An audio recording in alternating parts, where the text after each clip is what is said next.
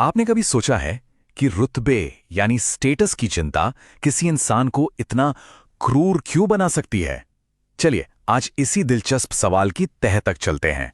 ये सवाल शायद हम सब के मन में कभी ना कभी आता है ना? कि कोई इंसान जो कल तक इतना अच्छा था, अचानक इतना रूखा, इतना निर्दयी कैसे हो गया?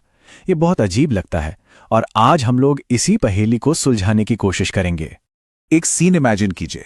ऑफिस में टीम मीटिंग चल रही है और आपके एक कलीग के आइडिया की खूब तारीफ होती है, लेकिन बाद में आप नोटिस करते हैं कि एक दूसरा कलीग जो कल तक सबसे हंस बोल रहा था, आज अचानक उसी इंसान के प्रति बहुत ठंडा, आलोचनात्मक और बेरुखा सा हो गया है। ऐसा क्यों हुआ? तो पहली सोच क्या आती है? यही ना कि अरे ये तो है ही ऐसा, या इसका नेचर ही खराब है। हम फटाक से जज कर लेते हैं। पर एक मिनट रुकिए, क्या हो अगर जो हमें दिख रहा है वो पूरी कहानी ना हो? क्या हो अगर ये किसी की बुराई नहीं बल्कि अंदर के किसी गहरे डर की वजह से हो रहा हो? तो इसकी असली वजह क्या है? वो है रुतबा, या जिसे हम कहते हैं स्टेटस। और देखिए, ये सिर्फ घमंड या ईगो की बात नहीं है। ये हमारे मन में अपनी जगह और अहमियत को लेकर चल रही एक गहरी अस्तित्व की लड़ाई है।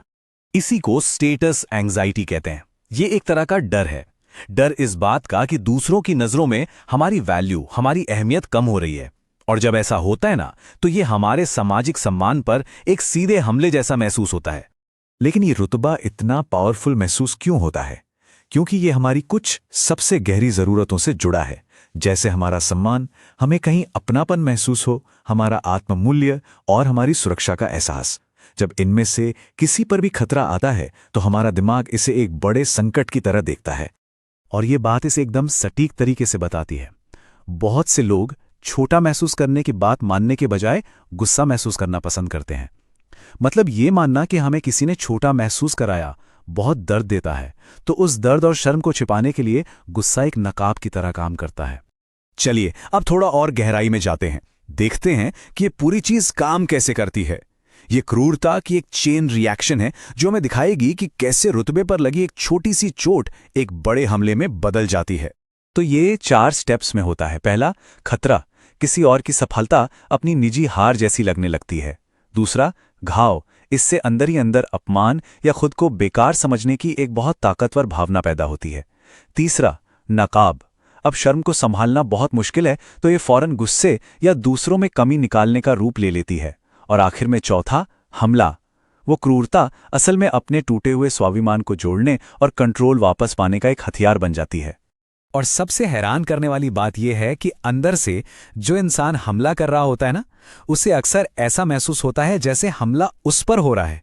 उसे लगता है कि वो तो बस अपनी इज्जत बचा रहा है। उसकी क्रूरता एक तरह से सेल्फ डिफेंस बन जाती है। और ये पैटर्न हमें हर जगह दिखता है। परिवार में देखिए, जब एक भाई या बहन अपनी किसी बड़ी कामयाबी के बारे में बताता है तो दूसरा बेरुखी से कह देता है, अच्छा है, उम्मीद है टिकेगी। दोस्ती में जब किसी को लगता है कि उसे किसी प्लान से बाहर कर दिया गया है तो वो एक चुभने वाला मजाक कर देता है। और दफ्तर में तो ये बहुत होता है। किसी की तारीफ हुई नहीं कि दूसरा उसके काम में कमियां निकालने लगता है।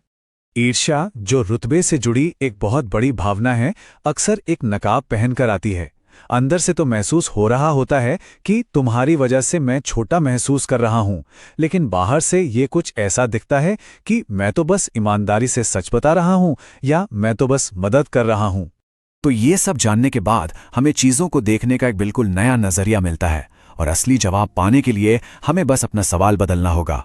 ये है वो सोच में बदलाव। पुराना सवाल था, ये इंसान इतना मतलबी क्यों हो रहा है?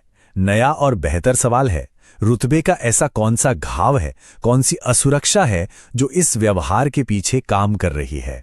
अब सवाल ये है कि ये नया नजरिया मायने क्यों रखता है?